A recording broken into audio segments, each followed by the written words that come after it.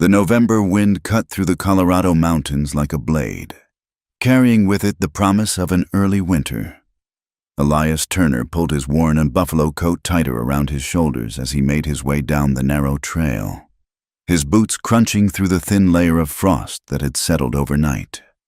The sun hung low behind the peaks, casting long shadows across the valley where his cabin sat. A solitary structure of weathered logs and determination.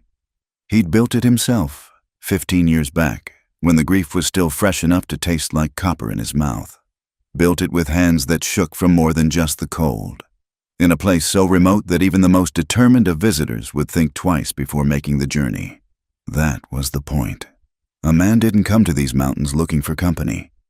The letter in his coat pocket crinkled as he moved, its presence as foreign as a cactus in snow. He'd picked it up from the general store in Silver Creek 3 days ago, along with his winter supplies. Old Morton had handed it over with raised eyebrows that asked questions Elias had no intention of answering. "From Denver," Morton had said, tapping the envelope. Fancy writing on it, too. Elias had merely grunted, shoving the letter away unread until he was well clear of town and prying eyes. Now, as he approached his cabin, smoke already rising from the chimney thanks to the banking he'd done that morning, he couldn't put off reading it any longer. The interior of the cabin was sparse but clean, a single room with a loft for sleeping, a stone fireplace that took up most of one wall, a rough-hewn table with 2 chairs he'd never needed, and shelves lined with preserves, dried meat, and the few books that kept him company through the long winters. Everything a man needed. Nothing more.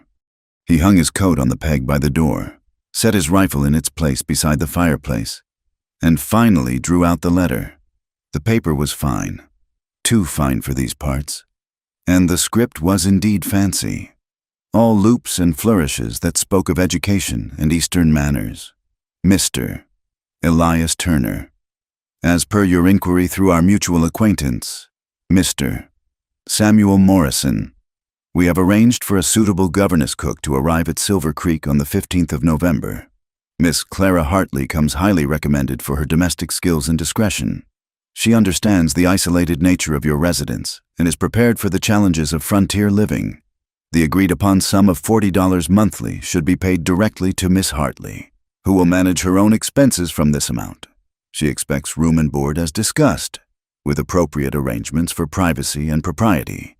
We trust this arrangement will prove satisfactory for the winter months ahead. Yours in service, Mrs. Adelaide Pemberton, Pemberton Domestic Agency. Denver. Elias stared at the letter, his jaw tightening. Samuel Morrison. He should have known that meddling fool would take his casual complaint about the difficulties of winter preparation and turn it into this. He'd mentioned, perhaps after one too many whiskeys, that the winters were getting harder to manage alone, that keeping the cabin warm, the animals fed, and himself properly nourished through the frozen months was becoming a challenge that gnawed at his bones. But he hadn't asked for a woman. Certainly hadn't asked for some Eastern governess with fancy manners and delicate sensibilities.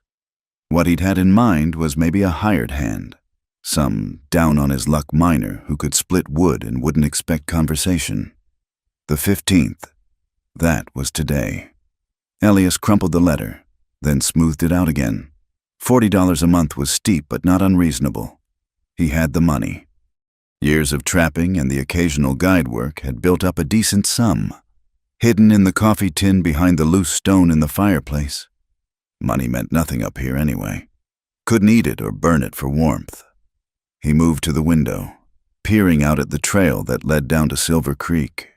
It would take most of the day for someone to make the journey up, assuming they found someone willing to guide them. Assuming this Miss Hartley didn't take one look at the mountains and catch the next stage back to Denver. That would be best, he decided.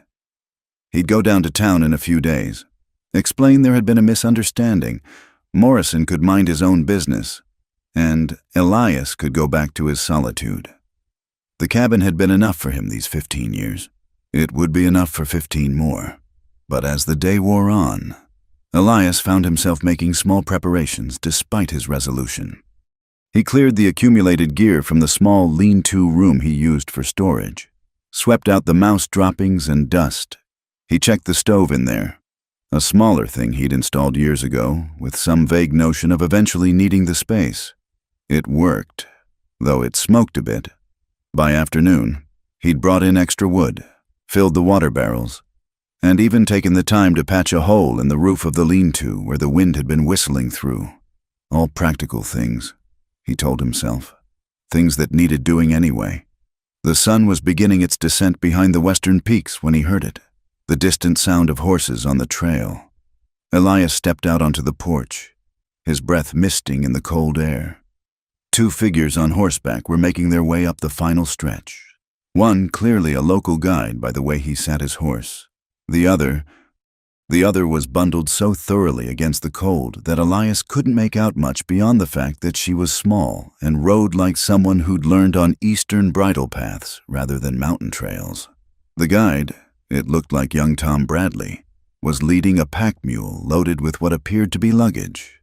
Too much luggage for a winter's work. They reached the cabin as the last light was fading. Tom swung down from his horse with the easy grace of youth, then turned to help the woman dismount. She moved slowly, carefully, one hand pressed to her middle as she found her footing. "Mr. Turner," Tom called out, his voice carrying that nervous edge young men got around their elders. "Brought Miss Hartley up from town, like she asked." Elias remained on the porch, watching as the woman straightened, pulling back the hood of her traveling cloak. She was younger than he'd expected, perhaps 25, with dark hair pulled back in a simple knot and a face that might have been pretty if it weren't drawn with exhaustion. Her eyes, when they met his, were gray as the winter sky. And she was with child. The swell of her belly was unmistakable now that she stood facing him, her cloak falling open to reveal the clear evidence of pregnancy. Far along. By the look of it, months, not weeks. "You're Miss Hartley?" The words came out rougher than he'd intended. She lifted her chin, a gesture that spoke of pride despite her obvious weariness. "Mrs. Hartley," she corrected, her voice carrying a slight tremor that might have been from the cold. "I'm a widow." Tom was already unloading the pack mule, setting bags in a small trunk on the porch with hurried movements that suggested he wanted to be gone before full dark. Smart boy. The agency said nothing about... Elias gestured vaguely, his mind racing. "About my condition?" Clara Hartley's voice gained strength, though he could see her swaying slightly on her feet. "I informed Mrs. Pemberton. She assured me it would not be an issue, given that I would not require wages until after my confinement. After the baby will come whether you approve or not. Mr. Turner." There was steel in her voice now, despite her exhaustion. "I can work until my time, and after... I'm asking only for shelter and food in exchange for my labor. The arrangement stands as agreed." Tom cleared his throat, already back on his horse. "I'll be heading back now. Mr. Turner, gets dark quick on the trail." He tipped his hat to Clara. "Ma'am." And then he was gone, the sound of hooves fading into the gathering darkness, leaving Elias alone with a pregnant widow and the growing certainty that his carefully ordered world had just been upended. "I didn't pay for this," he said finally, the words harsh in the cold air. "I didn't pay to feed two..." Clara Hartley drew herself up straighter, though he could see the effort it cost her. Her hands moved protectively to her belly, but her eyes never left his face. "The baby will come whether you paid for it or not," she said quietly. "I can work, I will work, but if you're going to turn me out, do it now, while there's still light enough to walk back down the trail." The challenge hung between them in the frigid air. Elias could see her trembling, whether from cold or exhaustion or sheer determination, he couldn't say. The practical part of him, the part that had survived 15 winters alone, knew she'd never make it down the mountain in the dark. The trail was treacherous enough in daylight, and beneath that, buried deep where he tried not to look, was the memory of another woman standing in the snow, heavily pregnant, laughing as she threw snowballs at him while their son toddled between them on unsteady legs. "Get inside," he said gruffly, turning away. "The lean-to room has a stove. You'll freeze standing out here." He heard her pick up one of her bags, her movements slow and careful. When he glanced back, she was struggling with the weight, one hand supporting her belly while the other gripped the handle. Without a word, he stepped down and took the bag from her, then grabbed the trunk as well. She followed him into the cabin, and he was aware of how she paused in the doorway, taking in the sparse interior, the lonely table with its 2 chairs, the narrow space that had been home to only him for so many years. "Through here," he said, leading her to the lean-to room. It was small but clean now, with a narrow bed, the smoking stove, and a few hooks on the wall for clothing. "You'll take your meals in the main room. Privy's out back. There's a path." She nodded, setting down the small bag she still carried. "Thank you, Mr. Turner." He grunted, already backing toward the door. "Supper's at sundown." "You missed it today, but there's bread and cold meat on the shelf. Help yourself." "I can cook tomorrow," she offered quickly. "That's why I'm here. I'm a good cook. Mr. Turner. You won't regret." "We'll see."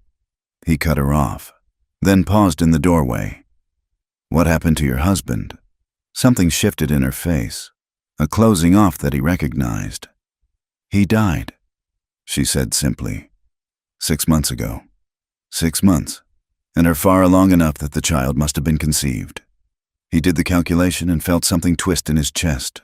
A widow indeed, carrying her dead husband's child, alone in the world and desperate enough to answer an advertisement for work in the middle of nowhere. "Get some rest," he said gruffly. "Work starts early here." He closed the door between them, leaving her to settle in, and moved to his chair by the fire. The flames crackled and spit, casting dancing shadows on the walls. Outside, the wind picked up, whistling through the peaks with a sound like mourning. Elias Turner sat alone in his cabin that wasn't quite empty anymore, and wondered what in God's name he'd just done. The morning came early and cold, frost painting elaborate patterns on the cabin windows. Elias was already up, had been for an hour, stoking the fire and preparing for the day's work. He moved quietly out of habit, though he caught himself listening for sounds from the lean-to room. Nothing. The woman was either still asleep or lying awake in silence. He set the coffee pot on the stove and was slicing bacon when the door opened. Clara Hartley stood there, dressed in a plain brown dress and apron, her hair already pinned up neatly despite the early hour. The shadows under her eyes spoke of a restless night, but she moved with purpose. "I'll do that," she said, stepping toward the stove. "Coffee's nearly ready." He replied, not moving aside. "Bacon goes in the pan when it's hot enough to spit. I know how to cook bacon, Mr. Turner." There was no sharpness to her words, just a quiet statement of fact. He studied her for a moment, then stepped back, handing her the knife. She took his place at the stove with an economy of movement that spoke of long practice. Despite her condition, she worked efficiently, slicing the rest of the bacon, setting it to sizzle in the cast-iron pan, then reaching for the egg basket without being told where it was. "How many eggs?" she asked. "3. He paused. "4. You need to eat." She nodded, cracking eggs one-handed into a bowl while keeping an eye on the bacon. He noticed she held her other hand against her lower back, a gesture he remembered from before. They ate in silence, sitting across from each other at the table that had only known one place setting for 15 years. Clara ate steadily, but slowly, as if each bite required consideration. When she finished, she immediately began clearing the dishes. "I'll need to know your routine," she said, pumping water into the wash basin. "What time you prefer meals? What foods you favor? Any particulars about the household?" "Sunup, noon, sundown for meals. I'm not particular about food. Whatever keeps a man going." He pulled on his coat. "There's a root cellar out back, smokehouse too. Chickens in the coop need feeding, eggs gathering, 2 milk goats in the shed." She nodded, hands deep in the soapy water. "Any washing that needs doing? I manage my own." "I see." She dried her hands on her apron, turning to face him. "And what would you have me do between meals? Mr. Turner, I'm here to work." He looked at her, this small woman with her swollen belly and tired eyes, standing straight-backed in his kitchen as if she weren't carrying a burden that would have sent most women to their beds. "Do what needs doing," he said finally. "Just don't overdo." Something flickered in her eyes. Surprise, perhaps, or relief. "I won't." He left then, escaping to the familiar world of outdoor chores. The animals needed tending. Wood needed splitting. The endless tasks that filled a man's days in the mountains. But he found himself working closer to the cabin than usual, keeping an ear out for what? Signs of distress? The crash of dishes? He didn't know. What he heard instead was singing, soft, almost under her breath, a melody he didn't recognize carrying on the thin mountain air. He paused in his wood splitting, axe raised, listening despite himself. The song stopped abruptly, as if she'd caught herself, and the silence that followed seemed heavier somehow. When he came in for the noon meal, the cabin had been transformed. Not dramatically. His few possessions remained where they'd always been, but the surfaces were clean, the windows cleared of their film of smoke and dust, and the whole place smelled of soap and something else.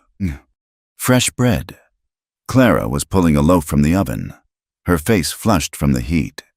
"I hope you don't mind," she said without turning. "I noticed you had flour and starter." Seemed wasteful not to use it. The bread was perfect, golden crusted and steaming when she cut into it. She served it alongside a thick stew made from dried meat and root vegetables he hadn't even remembered he had. They ate in the same silence as breakfast, but it felt different somehow, less strained. "Where did you learn to cook?" he asked finally. She looked up, seeming surprised by the question.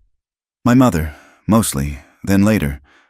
She paused, her hand moving unconsciously to her belly. "I kept house for the minister's family in town, before I married."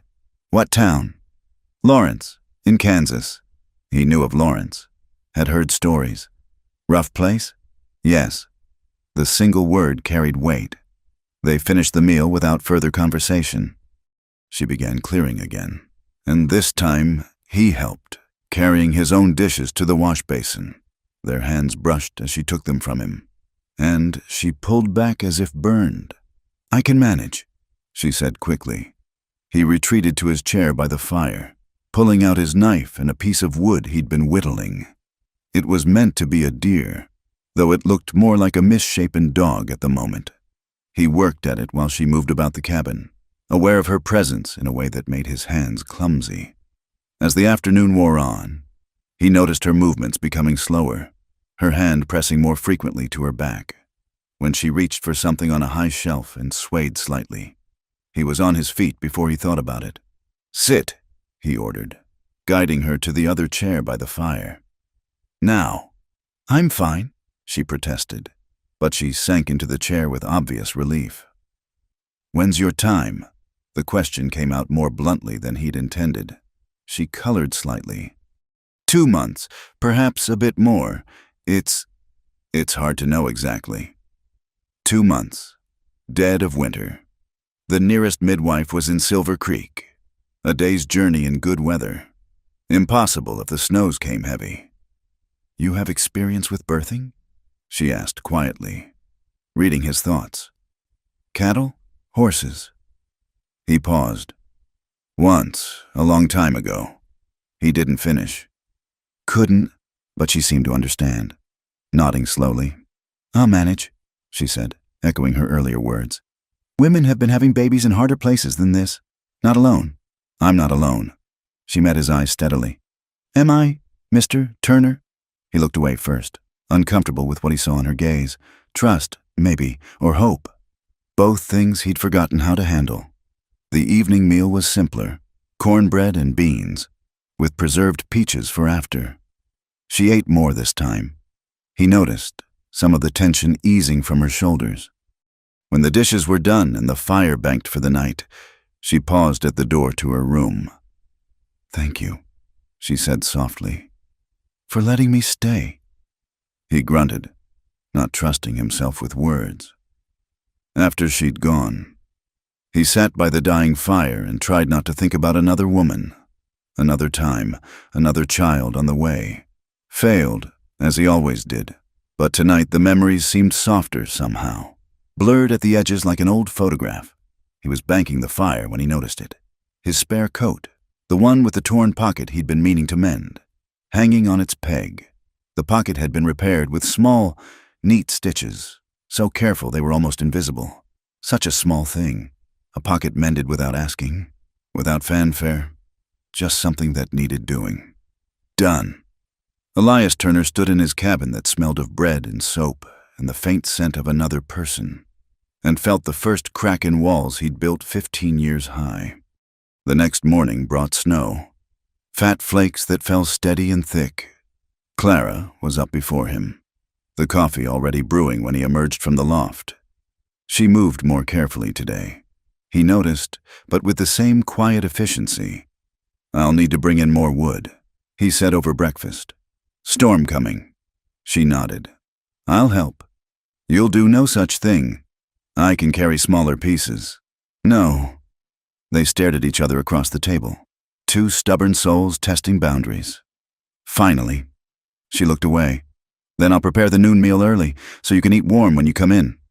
It was a compromise, of sorts. He spent the morning hauling wood, stacking it high against the cabin walls while the snow continued to fall. When he came in, half frozen and covered in white, she had hot soup waiting and a towel warming by the fire. "Your clothes are soaked," she observed. "They'll dry. They'll dry faster if you change first." She moved to the stove, deliberately turning her back. "I won't look." He changed quickly, hanging his wet things by the fire, uncomfortably aware of her presence even with her back turned. When he was done, she handed him the soup without comment, though he thought he caught the ghost of a smile. That evening, as the storm raged outside, she asked, "Do you have books?" He gestured to the shelf. "Help yourself." She chose a volume of poetry. Of all things, Wordsworth. He watched from the corner of his eye as she settled carefully in the chair across from him. The book balanced on what remained of her lap. The firelight caught in her dark hair, picking out threads of auburn he hadn't noticed before. They sat in companionable silence. The only sounds, the crackling fire and the wind howling outside. Sometimes she would shift, trying to find a comfortable position, and he pretended not to notice. Once, she dozed off, the book sliding from her fingers. He caught it before it hit the floor, marking her place with a scrap of leather before setting it on the table. She woke with a start.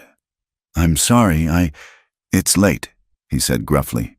"Get some rest." She rose carefully, one hand on the chair for balance. At her door, she paused again, looking back at him. "Good night, Mr. Turner. Elias." He heard himself say, "My name is Elias." She smiled then, a real smile that transformed her tired face. "Good night, Elias, I'm Clara." After she'd gone, he sat alone by the fire, whittling at his misshapen deer and trying not to think about how his name sounded in her voice. Outside, the snow continued to fall, blanketing the mountain in white, sealing them together in this small, warm space against the cold world beyond. For the first time in 15 years, the silence didn't feel quite so heavy. The snow had stopped by the third week, leaving the world outside wrapped in pristine white. Inside the cabin, a routine had developed, unspoken but understood. Clara rose early to start breakfast. Elias tended the animals. They ate together in comfortable silence, and the days passed in a rhythm as old as the mountains themselves. It was on such a morning, the air so cold it hurt to breathe, that Elias heard it. He'd come in quietly, not wanting to wake Clara if she'd slept late. The baby had been restless the night before. He could tell by how often she'd shifted and turned, but as he stood by the door, shaking snow from his boots, the sound reached him. Crying, soft, muffled, as if she were pressing her face into a pillow to muffle the sound. He stood frozen, one boot on, one off. The crying continued, punctuated by gasping breaths that spoke of deep grief, the kind that ambushed you when you thought you'd learn to live with it. Elias knew that kind of crying, had done his share of it those first months after. His instinct was to back away, To return to the barn and pretend he'd heard nothing. Let her have her privacy, her pain. Instead, he found himself moving to the stove, quietly filling the kettle. He worked in silence, brewing tea with the dried chamomile she'd found in his stores and organized with her careful hands. When it was ready, he poured a cup and added a precious spoonful of honey from his small supply.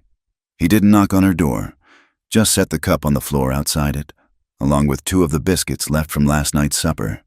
Then he added wood to both fires, making sure the cabin would stay warm, and returned to the barn. When he came back an hour later, the cup was gone. Clara was at the stove, her face composed, though her eyes were still red-rimmed. She didn't mention the tea, and neither did he. But that evening, his favorite shirt, the one with the frayed cuffs he'd been meaning to fix, appeared on his chair, mended with the same tiny, careful stitches as the coat pocket. 3 nights later, it happened again. This time, Elias was sitting by the fire, unable to sleep. The sound was quieter, but in the still night air, it carried. He rose, repeated his ritual with the tea, but this time he lingered by her door. "Clara?" His voice was rough from disuse. "You all right in there?" The crying stopped abruptly. For a long moment, there was silence. Then, so quiet, he almost missed it. "I'm sorry. I didn't mean to wake you. You didn't." He pressed his palm against the door, remembering another door, another woman crying on the other side, and how he'd been too wrapped in his own grief to comfort her. Do you want to talk?" Another long silence. Then the door opened a crack. Clara stood there in her nightdress and shawl, her hair in a long braid, looking younger and more vulnerable than he'd ever seen her. Her hand rested protectively on her belly. "I dream about him sometimes," she said, her voice barely above a whisper. "My husband, Daniel, I dream he's still alive, that none of it happened. Then I wake up and remember." Elias nodded slowly. "How did he die?" She moved past him to the main room, settling carefully in the chair by the fire. He added another log, then took his own seat, waiting. "He was a printer," she began, staring into the flames. "Had his own small press in Lawrence. He believed in things, in justice, in truth, said it was a printer's duty to spread both." A bitter smile touched her lips. He printed pamphlets about the railroad companies, about how they were stealing land from farmers, forcing them out with false deeds and hired guns. Elias knew where this was going, had seen it play out in too many frontier towns. The railroad men came one night, said he had to stop printing his lies, or they'd stop him permanent. "Daniel," her voice caught. "Daniel told them the truth wasn't lies. They beat him right there in our shop, broke his presses, burned his papers. The sheriff arrested him for disturbing the peace. Can you imagine? They beat him half to death, and he was the one arrested." Her hands clenched in her lap. "He died in that jail cell 3 days later. Internal injuries, the doctor said, though he wouldn't put it in writing. I tried to get justice, tried to get anyone to listen. But the judge was in the railroad's pocket. The whole town was. They made it clear I should leave, made it very clear. So you answered an advertisement for a cook in the Colorado mountains." She looked up at him then, eyes bright with unshed tears. "I had nowhere else to go. My family disowned me when I married Daniel. He was beneath me. They said his family was all back east, and with the baby coming." She shrugged, a gesture of such profound helplessness that it made his chest tight. They sat in silence for a while, the fire crackling between them. Finally, Elias spoke. "My boy was 8. The words came hard, like pulling splinters from old wood. "Samuel, strong boy, smart, had his mother's eyes and her way of finding joy in everything. The fever came through in 67. Took half the valley. We thought we were safe up here, away from town. We weren't." He stared into the fire, seeing faces in the flames. "He went first. 3 days of burning up while we tried everything. Cold baths, willow bark tea, prayers I didn't even believe in. Nothing helped. Mary," she held him while he died, "wouldn't let go even after. Had to pry him from her arms to bury him." Clara made a soft sound of sympathy, but he couldn't look at her. She followed him a week later, same fever, but I think she just didn't want to fight it. Didn't want to stay in a world without him. His voice roughened. I buried them together, up on the ridge where the wildflowers grow in spring. Then I came back here and stopped. Stopped? Living, trying, caring about anything beyond surviving another day. 15 years of just stopping. The silence stretched between them, but it was different now. Not the careful silence of strangers, but the shared quiet of two people who understood that some pain was too deep for words. I talk to Daniel sometimes, Clara admitted softly. Tell him about the baby moving, about the mountains, about you. Is that foolish? No more foolish than a man who still sets 2 plates sometimes without thinking. She reached out then, her small hand covering his where it rested on the arm of his chair. Her touch was warm, alive, a reminder that not everything in the world was memory and ghost. We're a pair, aren't we? She said with a watery smile. 2 broken people hiding in the mountains. Maybe broken people can help each other heal, he said, the words surprising him as much as her. She squeezed his hand gently before withdrawing. Maybe they can. They sat together until the fire burned low, not speaking, not needing to. When Clara finally rose to return to her room, she paused. Thank you, Elias, for the tea, for listening, for understanding. He nodded, not trusting his voice. After she'd gone, he remained by the dying fire, feeling something shift inside him like ice beginning to thaw. For the first time in 15 years, he'd spoken their names aloud. Samuel, Mary. The words had hurt. Yes, but they'd also felt like releasing a breath he'd been holding too long. The next morning, Clara placed a small vase on the table. Just a jar. Really, filled with dried grasses and winter berries she must have gathered. Such a simple thing. But it changed the whole room somehow. Made it look like a place where people lived rather than just existed. I hope you don't mind, she said, suddenly uncertain. I thought... It's nice, he said gruffly. Mary used to do the same. Set a table without something growing on it was just a slab of wood. Clara smiled, and for the first time since she'd arrived, it reached her eyes. That afternoon, while she rested, she tired more easily now as her time approached. Elias climbed to the ridge. The snow was deep, the going hard, but he needed to make this journey. The graves were covered in white, the simple wooden markers he'd carved barely visible. He brushed them clean with careful hands. Got company down at the cabin, he said to the silence. A woman, Clara. She's having a hard time of it. Lost her husband like you lost me, I guess. Only she's got a baby coming. The wind whispered through the pines, and he could almost imagine it was Mary's voice, telling him it was all right, that it was time. I've been frozen, Mary, frozen solid since you left, but she's thawing me out, bit by bit. That okay with you? No answer came, but the wind gentled, and a shaft of sunlight broke through the clouds, warming his face. He took it as a sign. When he returned to the cabin, Clara had supper waiting, venison stew and fresh bread, the smell of home filling the air. She looked up as he entered, and something in his face must have shone, because she smiled that gentle smile of hers. Wash up, she said simply. Food's getting cold. He did, and as they ate together in the warmth of the cabin, Elias felt the strangest sensation. Not happiness, exactly.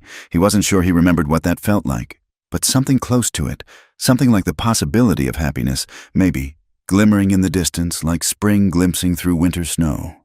Outside, night fell over the mountains, deep and cold and full of stars. But inside, in the circle of firelight, 2 wounded souls sat together, sharing food and silence and the tentative beginnings of something neither quite dared to name. Not yet, but soon, perhaps. When the thaw was complete, the trader came in early December, his wagon wheels cutting deep ruts through the snow. Josiah Briggs was his name, a man who made his living bringing supplies to the isolated homesteads scattered through the mountains. Elias had dealt with him for years, an honest enough fellow, if prone to gossip. "Got your usual order?" Briggs called out as Elias approached.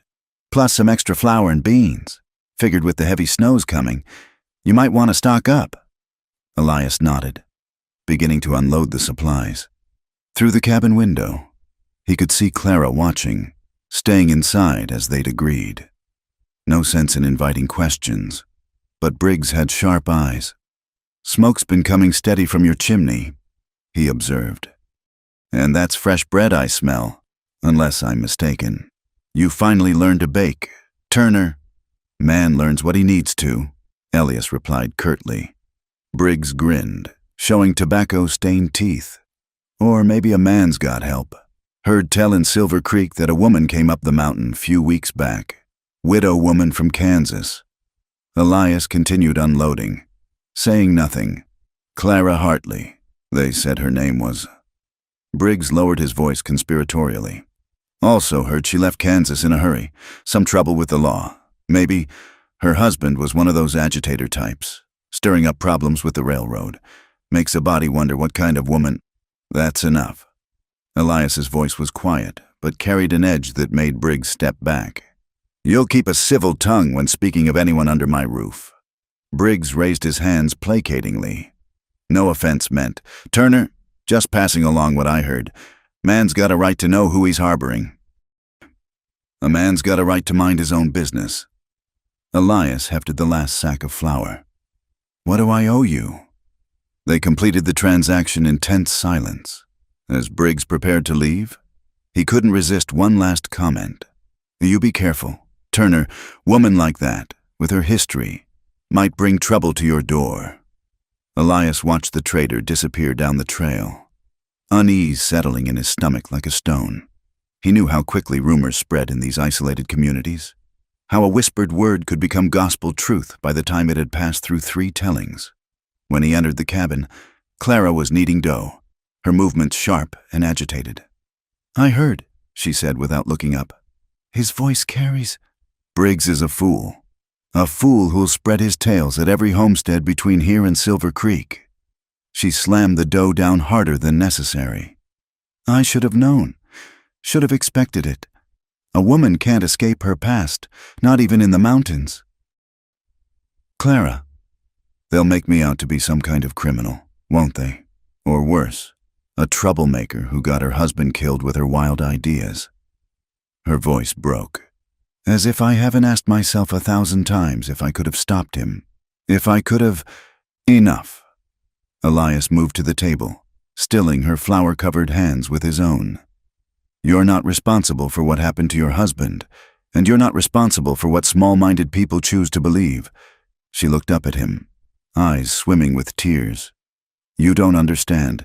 In Kansas, after Daniel died, they said things, that I was a loose woman, that I'd driven him to it with my demands, that I—" She pulled her hands free, wrapping them around her belly. "They said I didn't even know whose child I carried."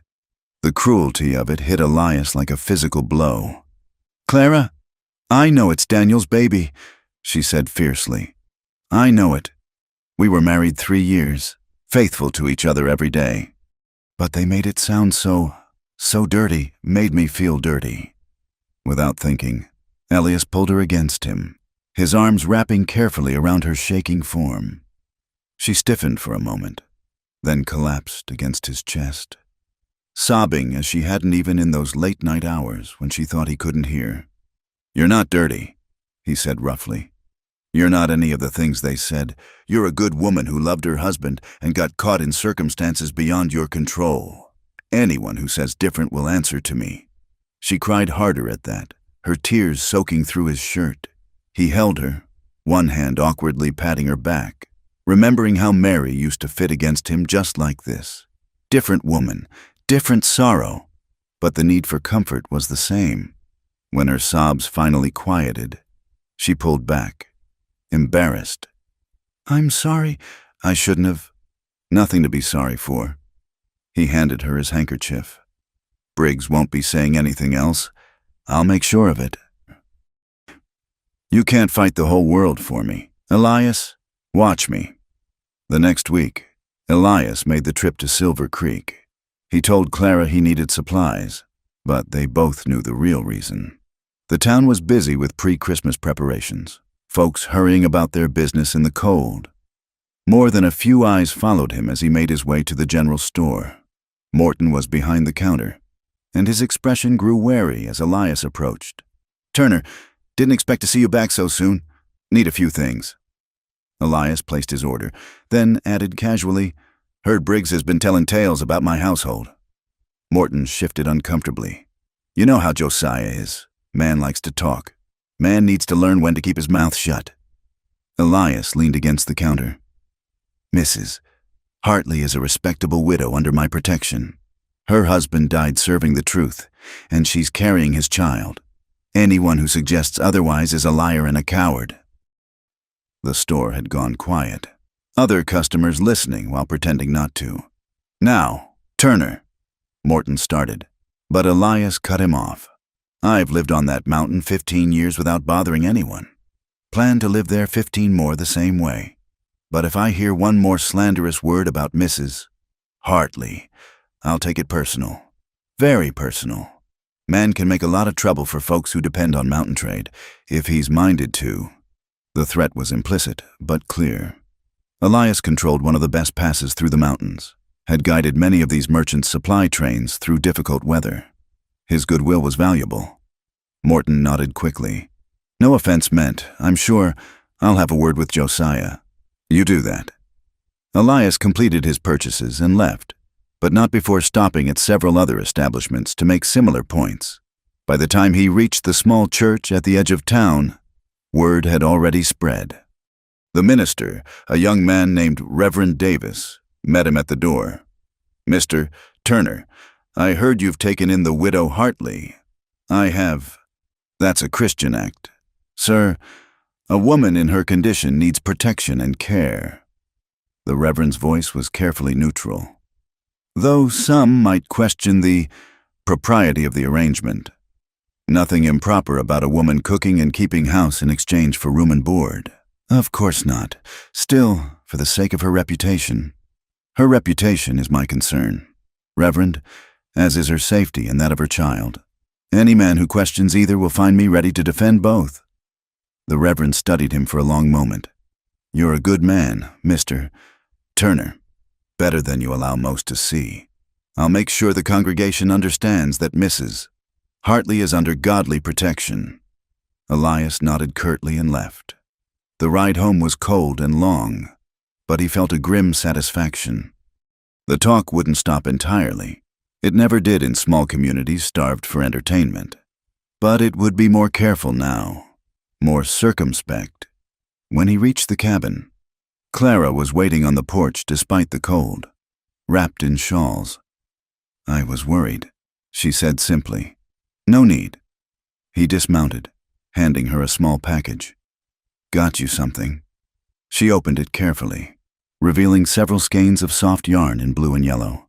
"Oh, Elias, figured you might want to make things for the baby." He busied himself with the horse, not looking at her. "Mary always said babies needed soft things." "Thank you." Her voice was thick with emotion. "For the yarn, for going to town, for standing up for me. It's nothing. It's everything." She touched his arm lightly. "Come inside. Supper's ready. And you must be frozen." That evening, as Clara knitted by the fire, her fingers working the yarn into what looked like a tiny cap, Elias felt the rightness of it. This was what a home should be. Warm light, useful work, companionship that didn't require constant words. "I want you to know," Clara said suddenly, not looking up from her knitting, "that I would never do anything to bring shame to your home. The talk, it bothers me for your sake more than mine. The talk doesn't matter. It does, though. You've built a life here, a reputation. I don't want to damage that." Elias set aside the harness he'd been mending. "Clara, look at me." She raised her eyes to his. "I had a reputation for being a hermit who'd as soon shoot a man as speak to him. If that's changed because I've shown basic human decency to a woman in need, then it needed changing." He paused, choosing his words carefully. "You've brought life back to this cabin. Don't apologize for that." She smiled then, soft and wondering. "You're not the hard man you pretend to be. Elias Turner." Don't go spreading that around," he said gruffly. But he was fighting a smile of his own. They returned to their work, the clicking of her needles and the whisper of leather through his hands creating a peaceful rhythm. Outside, the wind howled with the promise of more snow, but inside their small circle of light, all was well. Later that week, another visitor came, Reverend Davis himself, making the difficult journey to offer his services. "Thought I'd check on you folks," he said, accepting Clara's offer of coffee gratefully. "And to let you know, Mrs. Hartley, that you'd be welcome at services, should the weather and your condition permit." Clara's eyes widened in surprise. That's very kind. Reverend?" "Christian charity isn't just words. Ma'am, it's actions, Mr. Turner here reminded some of us of that fact." They spoke for a while of inconsequential things, the weather, the coming Christmas season, news from town. Before he left, the Reverend offered a blessing over their home and the coming child. Clara wept quietly through it, and even Elias felt something ease in his chest. After the Reverend had gone, Clara turned to Elias. "You did this. You made him come here, made him accept me." "I spoke my mind in town. The Reverend did what his conscience told him." She studied him for a long moment, then rose carefully and kissed his cheek, a quick, soft brush of lips that left him stunned. "Thank you," she whispered, then retreated to her room before he could respond. Elias stood in his cabin, hand raised to his cheek where her lips had touched, feeling like a man waking from a long, cold dream.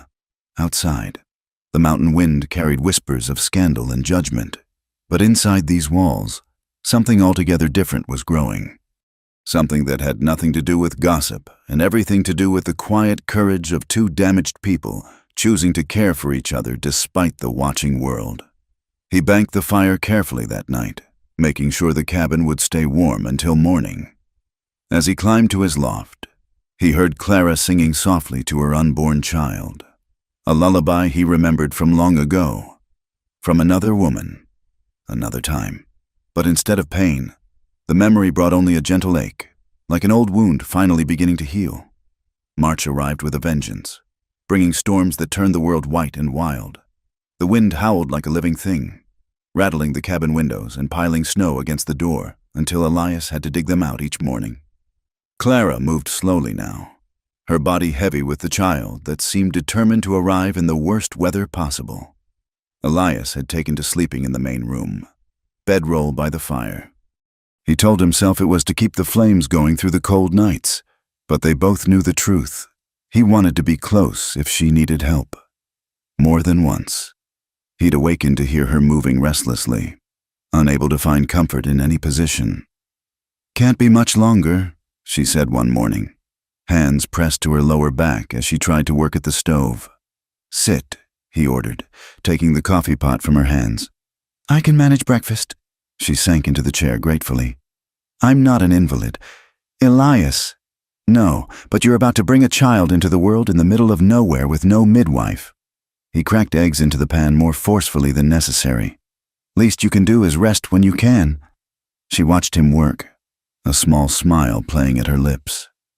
"You've been reading that medical book again," he grunted, not denying it. He'd found the old volume tucked in a trunk, one of Mary's, saved from her father who'd been a doctor back east.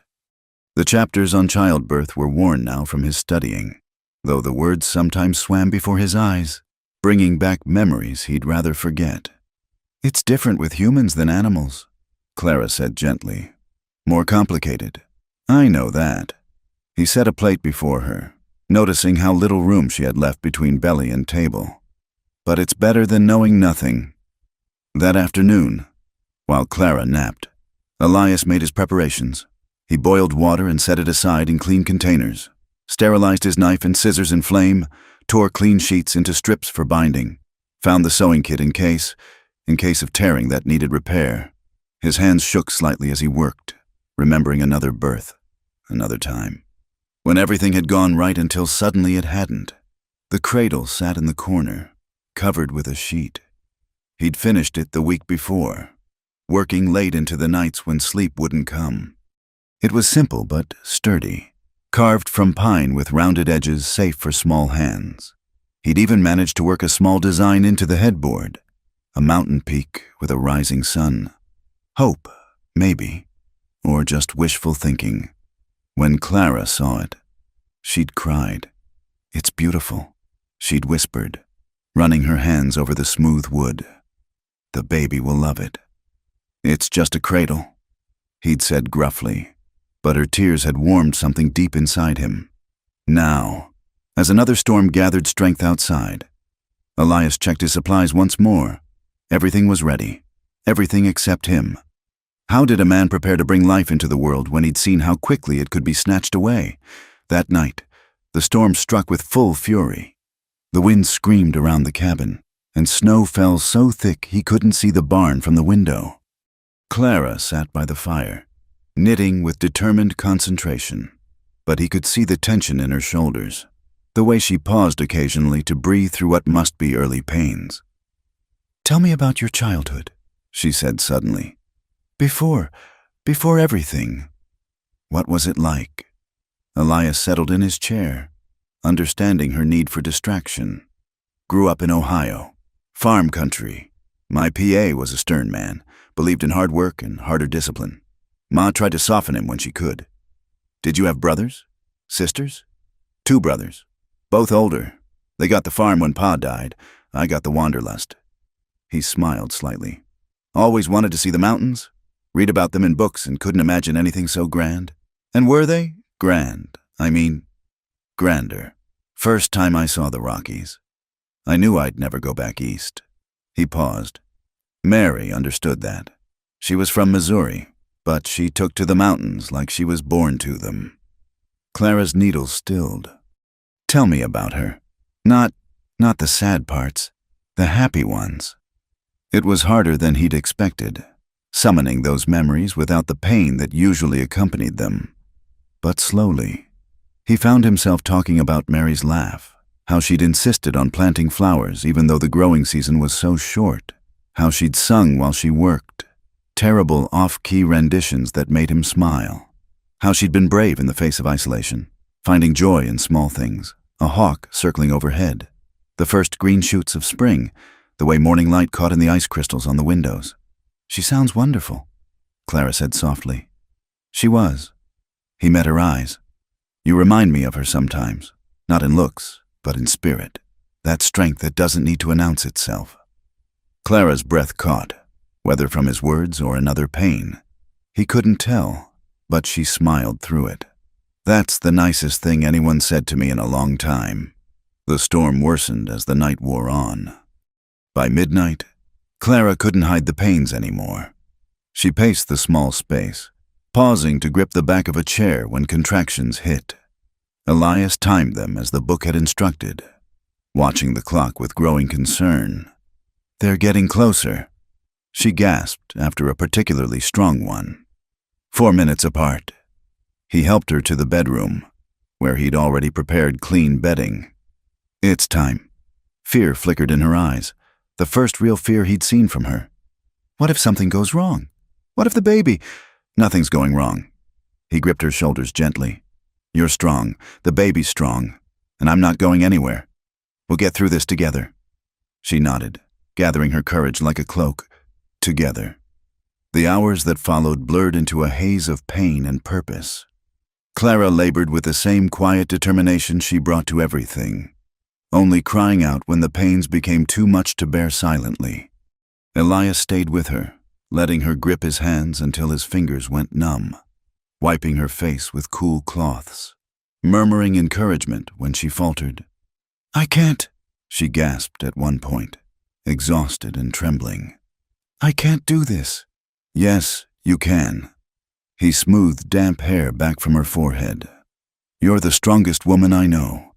Clara Hartley, you survived losing your husband, traveled alone to the mountains, made a home in a stranger's cabin. This is just one more mountain to climb." She laughed weakly through her tears. Easy for you to say. Nothing about this is easy, he admitted. But necessary things rarely are. As dawn approached, the storm finally beginning to ease. Clara's labor intensified. Elias could see the baby crowning, just as the book had described. His hands were steady now, all his focus narrowed to this moment, this task. Push, Clara, hard as you can. She bore down with a primal sound that raised the hair on his neck.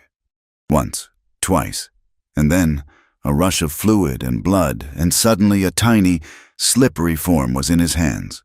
For one heart-stopping moment, the baby was still, silent, blue-tinged in the lamplight. No, not again, not this time. Elias acted on instinct, clearing the baby's mouth and nose as he'd done with countless calves and foals. The infant remained lifeless, and panic clawed at his throat. Then he remembered something from the book. Sometimes they needed help to start breathing. He turned the baby face down, supporting its chest with one hand, and gave a firm pat between the shoulder blades. Nothing. Another pat, harder this time, and suddenly, a cough, a sputter, and then the most beautiful sound in the world, a baby's angry cry. Loud and strong and absolutely alive. "It's a boy," he said, his voice cracking as he wrapped the squalling infant in clean cloth. A beautiful, healthy boy. Clara sobbed as he placed the baby on her chest, her hands coming up automatically to cradle him close. The infant's cries quieted at his mother's touch, and Elias watched, transfixed, as tiny fingers wrapped around one of Clara's. "He's perfect," she whispered. "Oh, Elias, he's perfect." Elias turned away, ostensibly to deal with the afterbirth and cleanup, but really to hide the tears streaming down his face. He'd done it. They'd done it, against all odds. In the middle of a storm with no help but each other. They'd brought this child safely into the world, when everything was clean and settled. Clara drowsing with the baby at her breast. Elias finally allowed himself to sit. His hands shook now, delayed reaction setting in. He'd delivered a baby. He'd saved a life, 2 lives. The weight of it, the joy of it, threatened to overwhelm him. Elias. Clara's voice was soft, exhausted but content. "What should we name him?" He moved closer, looking down at the tiny face, still red and wrinkled from his journey into the world. "That's for you to decide." "I'd like to call him Samuel," she said quietly. If that's all right with you. New life from old sorrow. Maybe a way of honoring what was while hoping for what might be." Elias's throat closed entirely. Samuel, his son's name on this new child, this miracle born of storm and struggle. He reached out with one trembling finger to touch the baby's downy head. "Samuel's a good name," he managed. "A strong name. Samuel Daniel Hartley." She looked up at him, eyes bright with tears and something else, something that looked like love. "Thank you, Elias, for everything. I couldn't have—" "Hush!" He smoothed the blanket around them both. "Rest now. You've earned it." As mother and child slept, Elias kept watch. Outside, the storm had blown itself out, leaving the world pristine and new under fresh snow. Inside, the fire crackled warmly, casting dancing shadows on the walls. And in the bed, 2 lives that had depended on him slept peacefully, trustingly. He thought of Mary and young Samuel, buried on the ridge above. Thought of all the years he'd spent running from the risk of caring again, of opening himself to the possibility of loss. But looking at Clara and her son, their son, in all ways that mattered now, he knew the running was over. Life was risk. Love was risk. But the alternative, the cold, empty years he'd spent merely existing, that wasn't life at all. Clara had taught him that. This tiny baby, drawing his first breaths in a mountain cabin, had taught him that. Elias Turner bowed his head and wept, for grief finally released, for joy unexpected, for the grace of second chances he'd never thought to receive. And when his tears were spent, he built up the fire, checked on his new family once more, and settled in to watch over them as the sun rose on a changed world. Spring came slowly to the mountains, fighting winter for every inch of ground. By the time the snow began its reluctant retreat, Samuel was 6 weeks old and ruling the cabin with tiny fists and powerful lungs. He was a good baby, all things considered, but he had his moments, usually in the deep of night when both adults were exhausted. On this particular morning, Elias found Clara asleep in the rocking chair. Samuel finally quiet in her arms after a difficult night. She'd fallen asleep mid-lullaby, her head tilted at an angle that would leave her with a sore neck. Carefully, gently, Elias lifted the baby from her arms. Samuel stirred, his face scrunching in preparation for a cry, but Elias bounced him slightly. Making a low shushing sound he remembered from before. The baby settled, tiny fingers grasping at Elias's shirt. "Let your mama sleep," he whispered. "She was up with you half the night, little man." He carried Samuel to the window, showing him the world beyond the glass.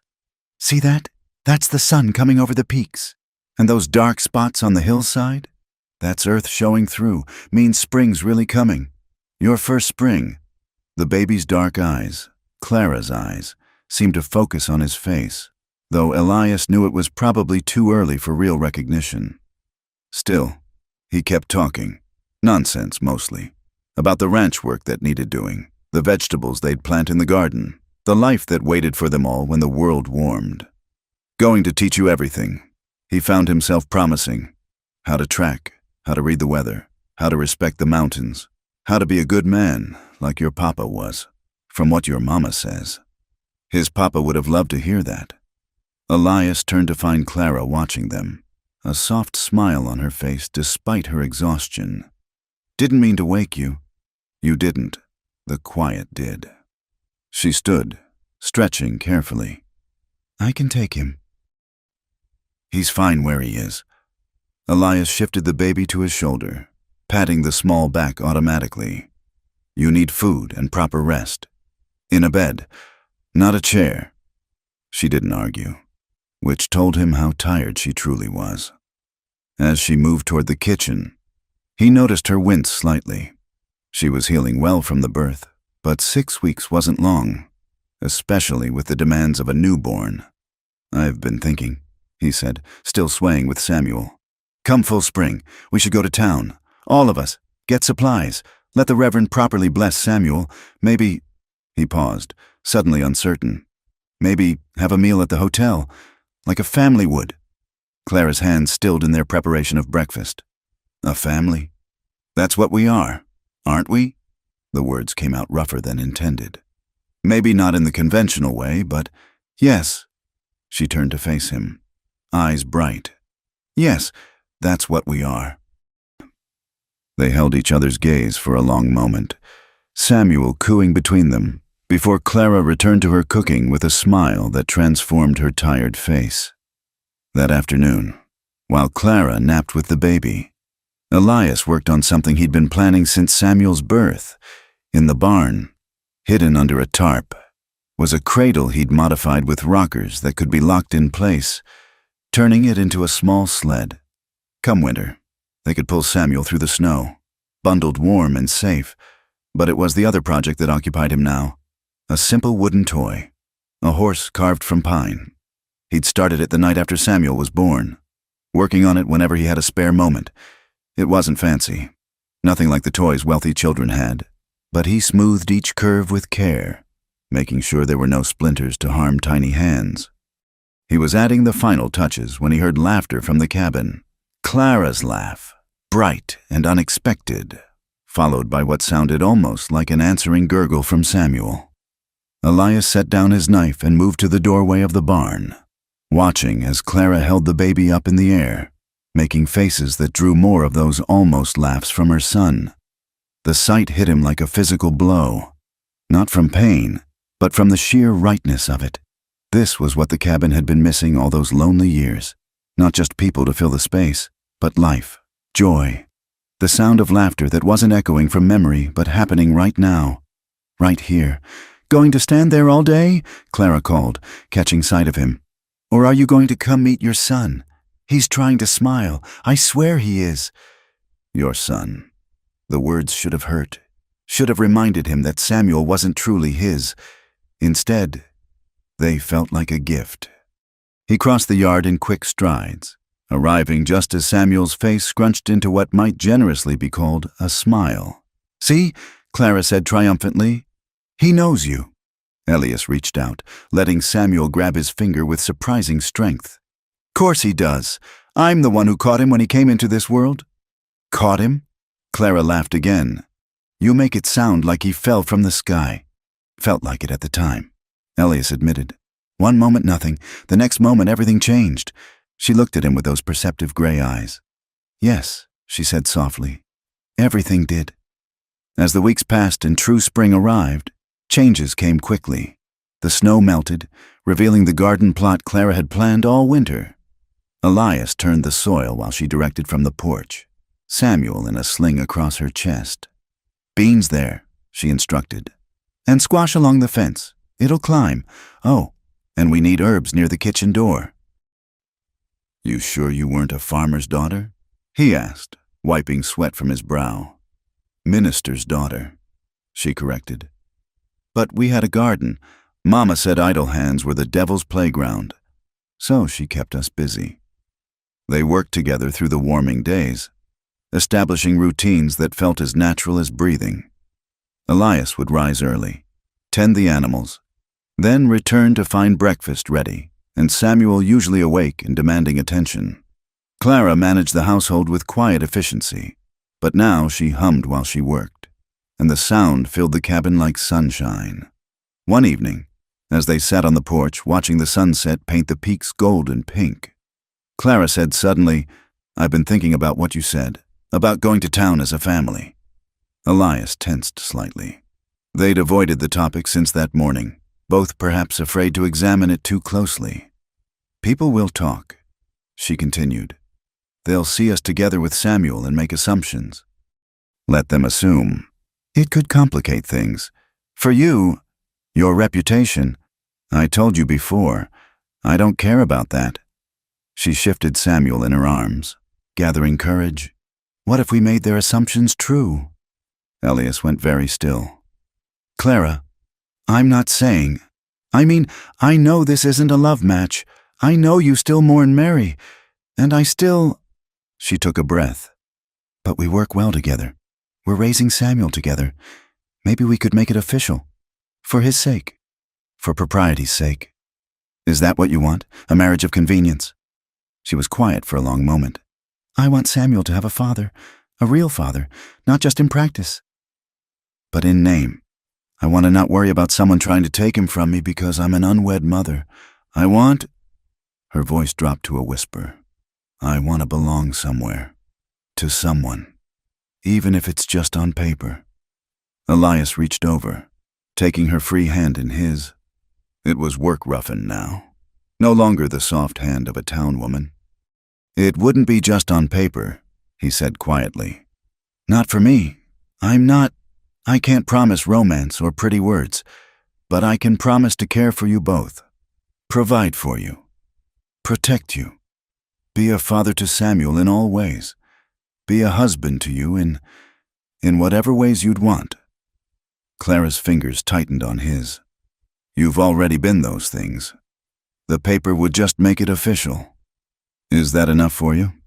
She looked at him then, really looked at him, and he saw something in her eyes that made his heart skip. "Yes," she said simply. "It's more than enough." They were married 3 weeks later in Silver Creek, Reverend Davis performing the ceremony in the small church. Clara wore her best dress, a deep blue that brought out her eyes, and had woven early wildflowers into her hair. Elias wore his Sunday clothes, stiff with disuse, but clean. Samuel, in the little gown Clara had sewn, slept through most of the ceremony, only waking to voice his opinion during the final blessing. The congregation was small, a few townspeople who'd grown friendlier since Elias's winter visit. Josiah Briggs looking somewhat shamefaced in the back row, and old Morton from the general store. But it was enough. More than enough. "Do you, Elias Turner, take this woman to be your lawfully wedded wife?" Reverend Davis asked. "I do." The words came strong and clear. "Do you, Clara Hartley, take this man to be your lawfully wedded husband?" "I do." Her voice trembled slightly, but her eyes were steady on his. "Then, by the power vested in me, I pronounce you husband and wife. You may kiss your bride." Elias leaned down, intending a brief, ceremonial touch of lips, but Clara surprised him, rising on her toes to meet him halfway, her free hand coming up to cup his cheek. The kiss was gentle but real, holding promise and hope, and something that might, given time, grow into the love they both deserved. When they parted, Samuel chose that moment to let out a happy shriek, causing the small congregation to laugh. Clara colored prettily while Elias found himself grinning wider than he had in years. "Seems the boy approves," Morton called out, and more laughter followed. They spent their wedding night at the hotel, a luxury Elias had insisted on. Clara protested the expense, but he'd seen the wonder in her eyes at the simple pleasure of a hot bath and a soft bed she didn't have to make herself. "This is too much," she said, standing at the window of their room, Samuel sleeping in the drawer they'd padded with blankets to make a temporary cradle. Elias moved to stand behind her, not quite touching but close enough to feel her warmth. "Nothing's too much for my wife." She leaned back against him then, a gesture of trust that moved him deeply. "Your wife," she repeated softly. "I like the sound of that."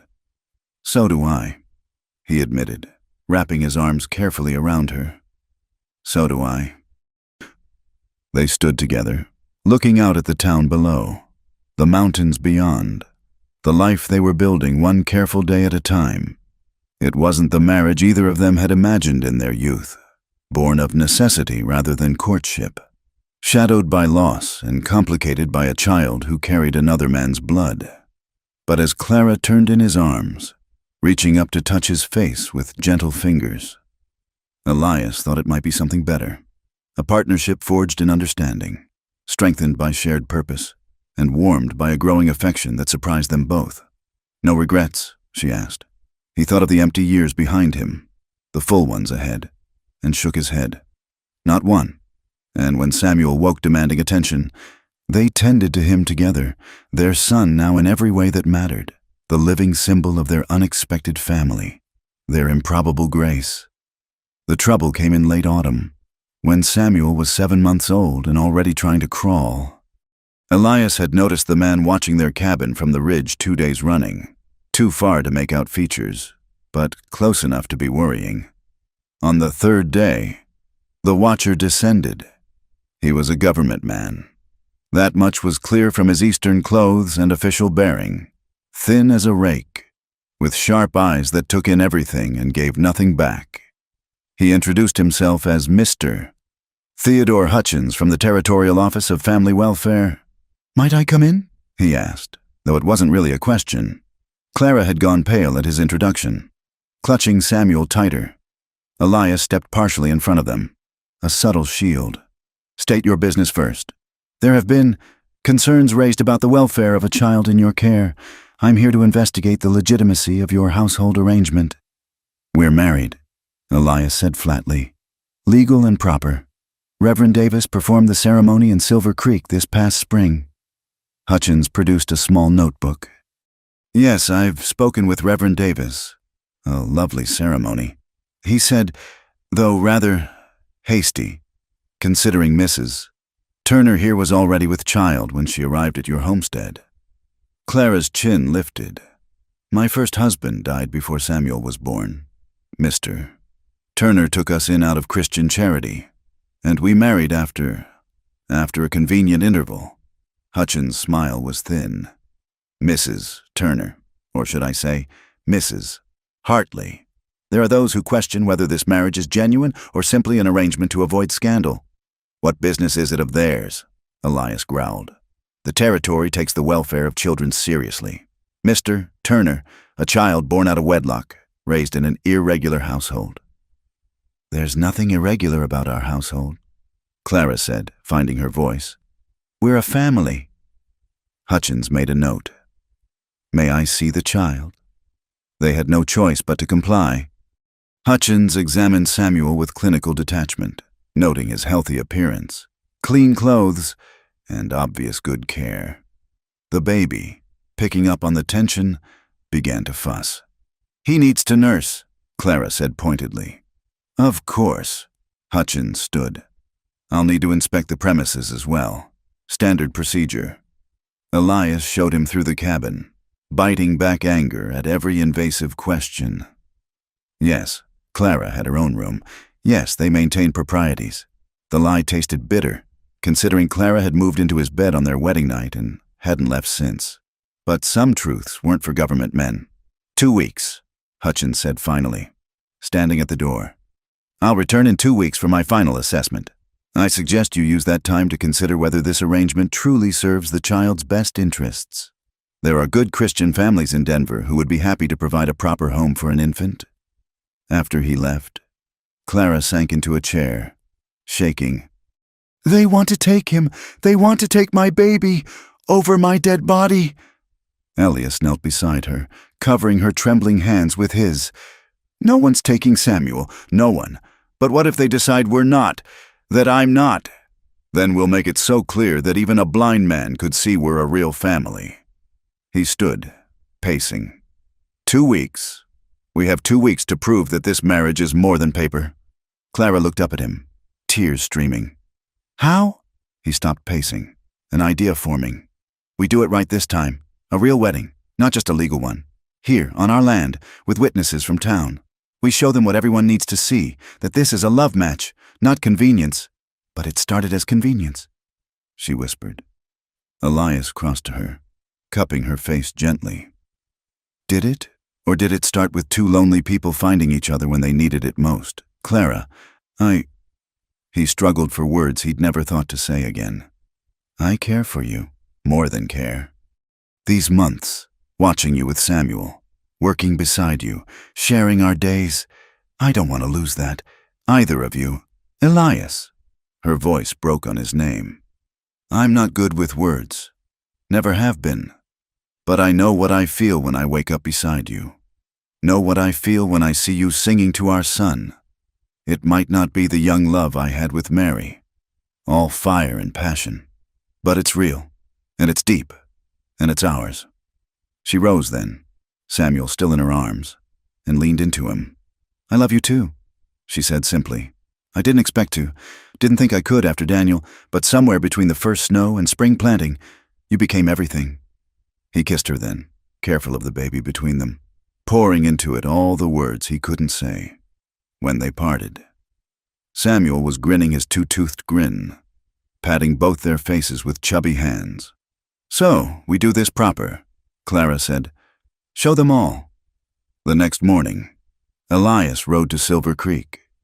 He spoke with Reverend Davis first, explaining the situation. The Reverend's face darkened with anger, not at them, but at the interference. "Theodore Hutchins is a small man with large ambitions," he said. "He's made trouble before, always claiming to protect children while building his reputation. We'll give him a wedding he can't argue with." Word spread quickly. By the time Elias reached the general store, Morton was already planning the celebration. "My Martha's been itching to organize something since your quiet ceremony. This'll give her the excuse." Even Josiah Briggs, chastened by community opinion, offered to bring supplies up the mountain free of charge. "Least I can do," he mumbled, not meeting Elias's eyes. By week's end, the preparations were in full swing. Women from town made the journey up to help Clara with her dress, a proper wedding gown borrowed and altered to fit. They brought cake layers carefully packed, ribbons for decorating, and enough food to feed half the territory. "This is too much," Clara protested as Martha Morton pinned the dress. "We can't accept all this." "Nonsense," Martha said around a mouthful of pins. "You're one of us now. Have been since Elias stood up in my store and declared it. This is what neighbors do." The morning of the ceremony, exactly 13 days after Hutchins's visit, dawned clear and cold. Snow from an early storm dusted the ground, making the world pristine and new. The cabin had been transformed with pine boughs and ribbons, and the yard was full of townspeople who'd made the trek up the mountain. Elias stood before the cabin in his best clothes, now properly fitted thanks to Martha's quick needle. Reverend Davis waited beside him, prayer book in hand. The gathering crowd fell silent as the cabin door opened. Clara emerged like something from a dream. The borrowed dress had been made beautiful with her touches, embroidery at the cuffs and collar, her mother's lace at the throat. But it was her face that stopped his heart, radiant with joy and certainty. Martha Morton carried Samuel, who wore a tiny suit that had half the women cooing. As Clara reached him, taking his hands, Elias found himself speaking the words he'd prepared in the dark hours of the night. "Clara Turner," he said, loud enough for all to hear, especially the government man standing at the edge of the crowd. "You came to me in winter, when my world was frozen and dark. You brought warmth I'd forgotten existed. You gave me purpose when I'd settled for mere survival. You showed me that a heart could break and still learn to love again." He pulled out the ring, not the simple band from their first ceremony, but his mother's ring, silver worn smooth with age, now engraved with new words. "Grace given. I choose you," he continued, sliding the ring onto her finger. "Not from convenience or necessity, but from love. I choose you as my wife, my partner, the mother of my children, all the children God might bless us with. I choose you today and every day hence, in sight of these witnesses and the mountains that shelter us." Clara was crying openly now, not caring who saw. "Elias Turner," she managed, her voice carrying clear in the mountain air. "You gave me sanctuary when the world turned cruel. You caught my son when he entered this world and claimed him as your own. You showed me that strength could be gentle and silence could be full of love. You are my husband, not just in law, but in my heart. My protector, not just in deed, but in spirit." She produced her own gift, a simple gold band she must have traded for in town. Inside, engraved so small he'd need spectacles to read it, were 3 words. "Faith made whole." "I choose you," she said, placing the ring on his finger. "Today, tomorrow, and all the days God grants us. You are my husband, my love, the father of my son and all our future children. This I swear before these witnesses. We are a true family, bound by choice and love and grace." Reverend Davis cleared his throat, visibly moved. "Well then, by the power vested in me again, I pronounce you husband and wife in the eyes of God and man. What the Lord has joined, let no man tear asunder. You may kiss your bride, Elias." This kiss was nothing like their first ceremonial touch. This was a claiming, a promise, a declaration that rang truer than any words. The crowd erupted in cheers, and somewhere in the noise, Samuel's delighted shriek rose above all. As they turned to face their community, Elias caught sight of Hutchins, notebook forgotten in his hand, looking somewhat stunned. Martha Morton marched up to him, Samuel on her hip. "I trust you've seen enough, Mr. Hutchins," she said crisply. "Or shall we have them repeat their vows a 3rd time for your benefit?" The government man had the grace to look embarrassed. "That won't be necessary. It's clear that this is a genuine family arrangement." "More than genuine," old Morton added, joining his wife. "This here's what love looks like when it's been tested by fire and come out stronger. You put that in your report." As the celebration continued around them, music starting up, food being served, neighbors offering congratulations, Clara leaned into Elias's side. "Think we convinced him?" she asked. "Don't care if we did or didn't," he replied, pressing a kiss to her temple. "We convinced each other. That's what matters." She smiled, reaching up to touch the silver ring that now graced her finger alongside the simple band from their first wedding. "Grace given indeed, and received," he added, watching Samuel bounce in Martha's arms, reaching for them with chubby hands, and multiplied. The government man left before the dancing started, his official business clearly concluded. But the celebration continued until the sun set behind the mountains, painting the sky in shades of rose and gold, and when the last wagon rolled down the mountain path, Elias and Clara stood together on their porch, Samuel sleeping in his father's arms, watching the stars emerge in the clear winter sky. "No more questions," Clara said softly. "No more doubts. We're a family, legal and true, in every way that matters." "We always were," Elias replied. "Just took some folks longer to see it." She laughed, the sound carrying on the cold air like music. "Then here's to slow learners and second chances, and to grace," he added. "However it finds us." They went inside then, to their warm cabin filled with the remnants of celebration, flowers and ribbons and the sweet smell of wedding cake. But more than that, filled with the certainty of belonging, the security of recognized love, and the promise of all the years to come. A year had passed since the second wedding, and the cabin that had once echoed with loneliness now rang with life. Samuel, steady on his feet at 19 months, toddled after Elias with determination, mimicking his every move with a solemn concentration. "Pa, Pa," he called, his vocabulary still limited but enthusiasm boundless. "Up!" Elias scooped him up, settling the boy on his shoulders. "Hold tight, Sam. We're checking the fence line." From the garden, Clara straightened, one hand pressed to her back, the other shading her eyes. The morning sun caught the auburn threads in her dark hair, now grown long enough to pin up in the elaborate style she favored for special occasions. Today wasn't special, just washing day, but she looked beautiful anyway in her simple calico dress and flour-dusted apron. "Don't keep him out too long," she called.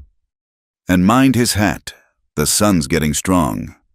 Elias waved acknowledgement, adjusting the little straw hat Clara had woven for their son. As they walked the property line, he found himself talking to Samuel as he always did, pointing out tracks in the mud, explaining the signs of coming weather, sharing the knowledge that would one day make him a true mountain man. "See that? Deer tracks. Probably the doe that's been eyeing your mama's lettuce. And there, that's where the creek's running high from snowmelt. Always respect the water. Sam, it gives life, but it can take it too." Samuel babbled responses, occasionally offering a clear word, deer or water, that made Elias's chest swell with pride. His son, not by blood, maybe, but by choice and love and every day spent together. When they returned, Clara had lunch waiting and news to share. "Letter from Martha Morton," she said, sliding the envelope across the table. "The church is organizing a harvest festival. They want us to come." Elias scanned the invitation while Samuel attacked his mashed vegetables with more enthusiasm than accuracy. "That's 6 weeks away." "I know." Clara's voice carried an odd note. "I was thinking, maybe we could bring something special. Those preserves I've been working on, and—" She paused, color rising in her cheeks. "And we could share our news." He looked up sharply. "News?" She placed a hand on her still flat stomach, smile blooming across her face. "I'm fairly certain. I've been sick in the mornings, and I haven't— that is, my monthly time is late. I think come spring, Samuel will have a brother or sister." Elias stood so abruptly, his chair scraped against the floor. In 2 strides, he was around the table, pulling her carefully into his arms. "You're sure?" "As sure as I can be without a doctor." She laughed against his chest. "Are you happy?" "Happy?" He pulled back to look at her face. "Clara, I don't have words." "That's all right," she said softly. "I can see it in your eyes." Samuel, not to be left out, raised his arms, demanding attention. "Up, Mama, up!" Clara lifted him, settling him on her hip with practiced ease. "What do you think, little man, ready to be a big brother?" The boy's response was to pat her cheek with a sticky hand, leaving sweet potato in his wake. They laughed together, the 3 of them in their sun-drenched kitchen. A perfect moment in an imperfect world. The weeks that followed brought the full glory of mountain autumn. Aspens turned gold on the hillsides, their leaves shimmering like coins in the breeze. The garden produced its final bounty, squash and beans and root vegetables to be stored for winter. Clara worked tirelessly, preserving and canning, her movements careful but determined despite the fatigue of early pregnancy. "You're doing too much," Elias fretted, finding her one afternoon standing on a stool to reach high shelves. "I'm pregnant, not invalid," she retorted, but she let him help her down. "Besides, I want everything perfect for the festival. Our first real social event as a family." He understood. This wasn't just about preserves and pies. This was about cementing their place in the community, showing everyone that the questionable widow and the hermit mountain man had become something altogether different, a family that belonged. The morning of the festival dawned crisp and bright. They loaded the wagon carefully, Clara's preserves packed in straw, 2 pies wrapped in clean cloth, and Samuel's new outfit, sewn by Clara from fabric she'd traded eggs for, laid out carefully. The trip to Silver Creek took most of the day, with stops to rest the horses and let Samuel run off energy. As they approached the town, Clara smoothed her dress nervously. "Do I look all right? I'm showing a bit, and I wanted to wait until we were there to announce—" "You look beautiful," Elias interrupted. "You always do." She smiled, some tension easing. "You're biased. Completely." He agreed, making her laugh. The church grounds were already bustling when they arrived. Tables groaned under the weight of harvest bounty. Children ran between the booths, and the sound of fiddle music carried on the air. Several people called out greetings as they pulled up, and young Tom Bradley, not so young anymore, came to help unload. "Good to see you, Mr. Turner, Mrs. Turner," he said, tipping his hat. "And look at Samuel, walking and everything." The boy, suddenly shy, hid behind Clara's skirts, but within minutes, lured by other children and the promise of candy apples, he was toddling off under the watchful eyes of the church ladies. The afternoon passed in a blur of conversations, shared meals, and unexpected warmth. The same people who had whispered about Clara 2 years ago now sought her recipes and advice. Elias found himself drawn into discussions about weather patterns and crop yields. His isolation finally and completely ended. It was Martha Morton who noticed first, her sharp eyes catching what Clara had tried to hide. "My dear," she said quietly, pulling Clara aside. "Do I spy a blessing on the way?" Clara's hand went instinctively to her stomach. "We haven't announced it yet." "Then let's, shall we?" "Oh, this calls for a toast."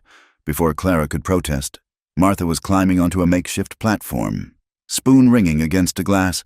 "Attention, everyone! I've just learned the most wonderful news." The crowd quieted, turning toward them. Elias moved to Clara's side, arms sliding around her waist in support. "Our dear Clara and Elias Turner are expecting an addition to their family," Martha announced. "A playmate for little Samuel come spring." The cheer that went up could probably be heard in the next county. People pressed forward with congratulations, and Clara found herself embraced by women who shared advice and promises of help. Even Josiah Briggs, fully reformed, shook Elias's hand with genuine warmth. "Building a real dynasty up there on the mountain," he said. "Good for you, Turner. Good for you both." As the sun began to set, painting the sky in brilliant oranges and purples, Reverend Davis called for attention.